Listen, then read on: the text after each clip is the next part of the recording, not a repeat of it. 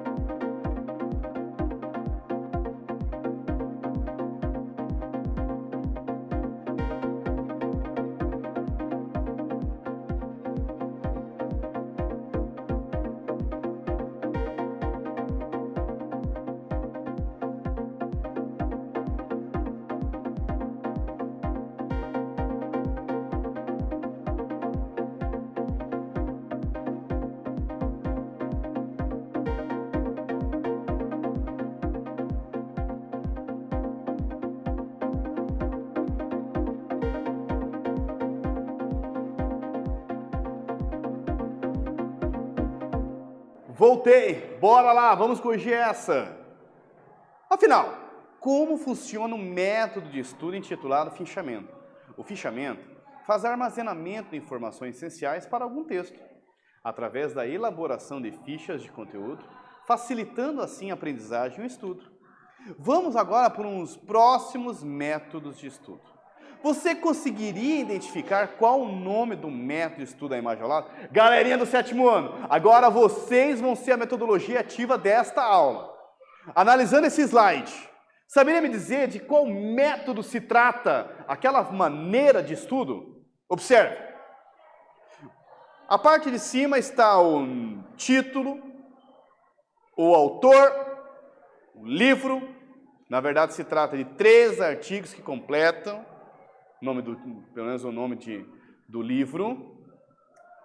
É do Cortez, as páginas 9 e 10. E embaixo um pequeno texto sobre, provavelmente, as páginas 9 e 10. Afinal, como é o nome deste método de estudo? Saberia dizer? Qual? Muito bem! Chama-se resumo. O resumo é uma síntese fiel do conteúdo de algum texto, onde se abordam ideias principais, utilizando quantidades reduzidas de palavras. Em poucas palavras, resumidamente, em resumo, as informações são todas negativas. A essência é o fundamento de algumas coisas, e em essência, em resumo, esses são os principais pontos do contrato. Quais as diferenças entre resumo e fichamento? Professor Roberto, estou com uma dúvida aqui. Na disciplina de Cidadania e Civismo, como nós podemos pegar o fichamento, resumo, como que eu posso me organizar nos métodos? Nós entendemos como resumo um método de estudo onde você já tem uma bagagem, onde você já tem uma experiência. Já no método de estudo resumo, você tem ali então uma certa experiência. No método fichamento, quando você está aprendendo. Já no fichamento, quando você precisa iniciar o seu estudo. Vamos ver algumas semelhanças entre resumo e fichamento. Destaques para os elementos importantes do resumo, exatamente no fichamento. A apresentação concisa dos pontos relevantes. Já no fichamento não. É o desenvolvimento dos pontos relevantes. No resumo nós temos seleção e exposição das principais ideias. Já no fichamento não. Nós temos a produção de uma nova conclusão a partir das principais ideias. No resumo nós temos uma condensação, resumido, do texto. No fichamento não. É uma citação, tirada uma frase exatamente igual do texto. O resumo é indicado para os alunos que possuem o domínio do conteúdo. Já o fichamento não. É indicado para os alunos que estão em busca do domínio do conteúdo. Nesses métodos, agora você está pronto para estudar com mais eficiência. E afinal, galerinha do 7º ano, qual método você mais se identificou? Está na hora de nós botarmos em prática? Mão na massa, agora é com vocês, galerinha do 7º ano. Então vamos lá, de acordo com o nosso estudo desta aula, faça um texto comparando diferenças entre fichamento e resumo. Daqui a pouquinho nós voltamos, corrigimos junto essa.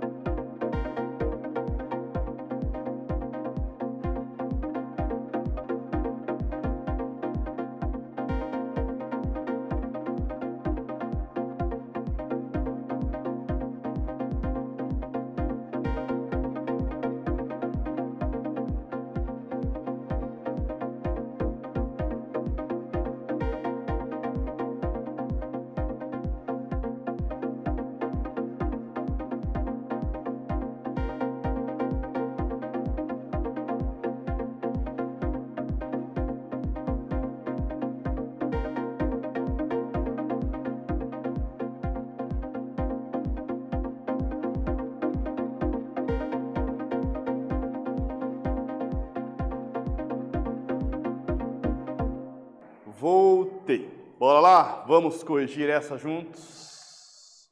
De acordo com o estudo desta aula, faça um texto comparando as diferenças entre fichamento e resumo. O fichamento é um estudo baseado na elaboração de fichas de conteúdo, dividindo o conteúdo em tópicos de fácil acesso. Já o resumo é uma síntese fiel do conteúdo de algum texto, onde se abordam ideias principais utilizando quantidades reduzidas de palavras.